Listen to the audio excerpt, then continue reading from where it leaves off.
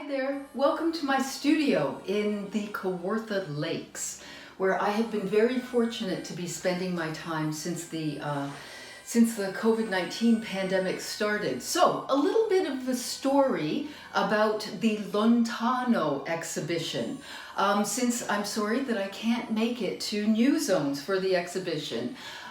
So, Lontano is Italian for from afar. And what the impetus for that title is that I was teaching in Florence, Italy in the fall of 2019, just before the pandemic started. And I teach at OCAD University in Toronto, and we have a Florence program. So I was running the Florence program and having a wonderful time, and became incredibly inspired by Renaissance art as well as the contemporary art that we saw, because in the program we tour a lot. And so I was able to see the Venice Biennale as well as many contemporary exhibitions of amazing painting as well as other media. So I became very inspired by the Tuscan Florentine color and the light of the landscape and the sky. So I was there in the fall, and November suddenly turns strangely dark. And it's actually the rainy season. It's usually a time when the least amount of tourists come, but that didn't stop the tourists when I was there. But there are these amazing storm-filled skies, as well as when it's sunny. The light is so clear, but it is a very different type of light than I've experienced in Alberta, and I love the skies. I taught at the University of Lethbridge, and it actually teaching in and living in Alberta for a while, it actually, the light and the color of the light, the clarity of the colors actually started me down the road of doing color-based work. It was the impetus for my absolute obsession with color.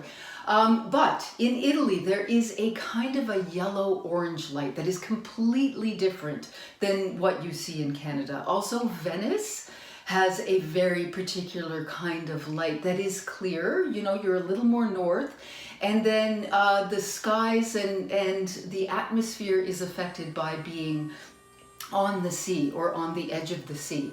So, you know, very interesting. And we were in Venice in November as well, just as the flood, days before the flood came in and flooded out the Venice Biennale, which was unbelievable. So another story there. So I have been inspired by being in Italy. I've been thinking a lot about the color of the atmosphere and the landscape, and then also the artists that I saw. All of the students and we had a Uffizi pass. So many of us would actually meet at the Uffizi on days that we didn't have class or after class, because it's open quite late. And we would visit on a weekly basis, so I could go in and see my favorite paintings. And for me, I am very inspired by Raphael. The color of Raphael, he is a spectacular colorist, and he has very clear light. And then also I love Leonardo and the Annunciation.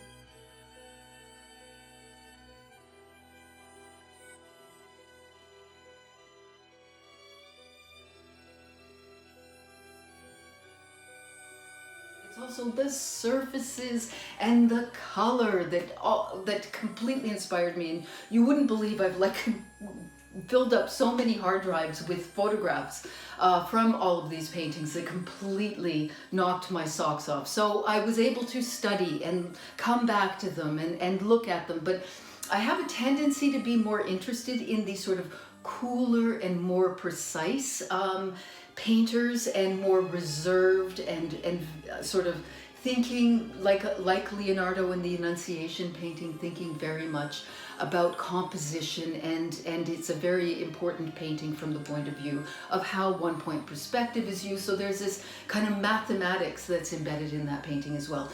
And another location that we went to with the students was in Padua, there is the Arena Chapel. So one of my paintings is called Arena. If you look through the gallery and find the blue painting with the bands of color that are kind of a jumbled up sort of rainbow, that painting is very distinctly inspired by Giotto. And there are a number of Giotto paintings that are in the Uffizi, but the Arena Chapel, or the Scrovegni Chapel in Padua, is almost like a pilgrimage that you can go on your way up to Venice. So with the students, we hopped off the train, we had an appointment to see the chapel, and it is this completely contained chapel that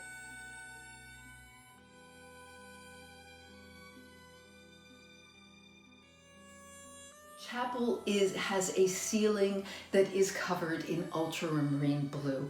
So this is pre-Renaissance. It is still a time where one-point perspective isn't invented, so it's also a time where things are kind of flattened blue color with rainbow colors. So, it was very inspiring for me, in that also it is a time where there is a lot of experimentation, and they are discovering a lot about pigments, and pigments are being also brought into Europe from the East. So channels or the trade routes through to the East are opening up during this time, and pigments are being brought in through Venice and down in through to Europe.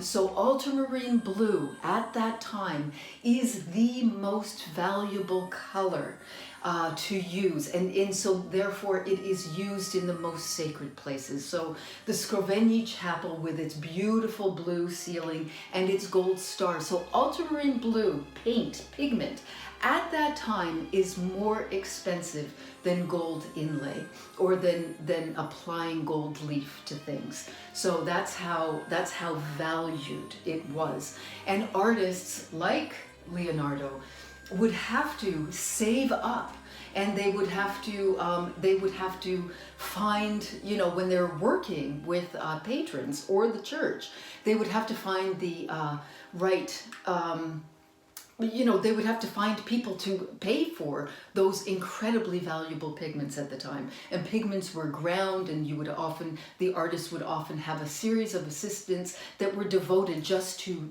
grinding certain types of pigments and then mixing them with the oils, or mixing them with, as Giotto used to also use egg tempera paint. So that's another very particular process that comes from that time. And we worked with the studio in Florence with the students on egg tempera paintings as well. So I did some egg tempera paintings off the side that were all striped paintings that inspired this body of work. In fact, that's the work that I did when I was in Florence. In my apartment, I had this room that was my studio, and I worked on small egg tempera stripe paintings for the whole time that I was there, for the 4 months that I was in Italy. So another thing that exists in a very big way in the contemporary space of being in Italy, and as some of you may love Italian fashion, Florence is the home of Gucci and Ferragamo and another major fashion house, but also fashion. When you walk down the streets of Florence, of course you can't miss how amazingly dressed people are. And don't look at what I'm wearing. I'm at the studio, okay? And I'm up north in the woods. And so I became also obsessed with the windows, and oh my god, the Ferragamo shoe windows were absolutely incredible. And Gucci the windows, the Gucci windows. They were also in November coming out with the Christmas displays, which were completely hilarious and fantastic patterns. And patterns are everywhere. All of the church mosaics have, church floors and ceilings have these amazing patterns, and I became obsessed with photographing patterns. So all of these amazing things have inspired me. But, here I am. I return New Year's Day to Canada, leave my son behind in Italy for 1 month to finish his school term, and the COVID situation is already being discussed. I arrived and started my term in Toronto, and it was in March that Toronto shut down, March 13th, and I literally came up here on the 14th, and I shipped all of my studio work up here as well, and I've been working in a small house that I have on my property up north. I've been mostly up here, and I teach remotely to my students at OCAD now. So, afar, this whole notion of afar, these paintings, and one of the things about working up north and not having, to battle the Toronto traffic and commute to work, and I know that many of us are going through this, I've actually had more time to commune with my work. I do have a sort of a broken down house that will be renovated eventually, but I've had more time to consider this work, and I've been going through these incredible memories that weren't that long ago, but they seem so far away. It's a completely different life that we live in now. And so, when I make my work and when I make these paintings, and I've inserted in the video some images of me working, I don't have that many of them because I've been working like crazy. But these paintings take a long time to make. The surfaces seem relatively uniform, but it is oil paint, and oil paint sometimes doesn't dry consistently. These are not acrylic paint, this is oil. And I work on them, and sometimes I change things as well. So sometimes you see underpainting coming through. And for me also, another huge influence is Matisse. And I love the way that Matisse constantly works and reworks his canvases and composition. So, sometimes my stripes move around, and, I like to kind of have vibrating color as well. So I've worked the stripes over and over, and, I'm trying to let my brush stroke show. This is, the stripe paintings move more towards allowing for the brush stroke to come through. In the smaller paintings in the show, I've let the brush go all the way through so that it actually sets up kind of a play within the space of the painting. And there is one, the orange painting, where the brush stroke goes all the way through. So I'm thinking very much about spatial relationships, how these, how some of the stripes, the way that they end, set up rhythms or not. Also and I call these, they're stripes, but they're like ribbons of color as well, or rainbow, they can be considered rainbows of light and shards and many different associations. And because I am alluding to photography, I'm alluding to movement, potentially through video, digital technology. This body of work is also accompanied by a body of digital work that also has that brushstroke that is a digital brushstroke. It's like making the mark in the painting is akin to making the mark that I do on my pad of my laptop. Literally, I don't use a mouse, I use the pad, but that's just my wrist and my finger, but it creates the illusion of the brushstroke. And that's what I love about Corel Painter, is the way that it mimics a painterly brushstroke, but then I can play with the the transparencies of the layers, and I layer up many layers and move them around and put in different backgrounds until again I get that right relationship between the background and the potential, one can consider it the subject.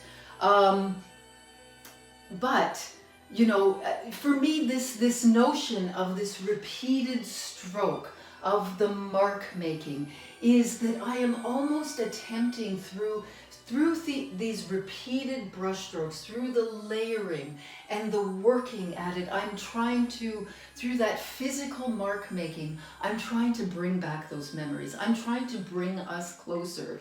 The painting, the oil painting, as well as potentially the digital painting, it's a mediator. It stands as a mediator between you and I.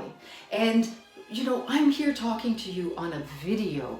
You're seeing me through a digital source from afar. We are not together, but our technologies are what bring us together.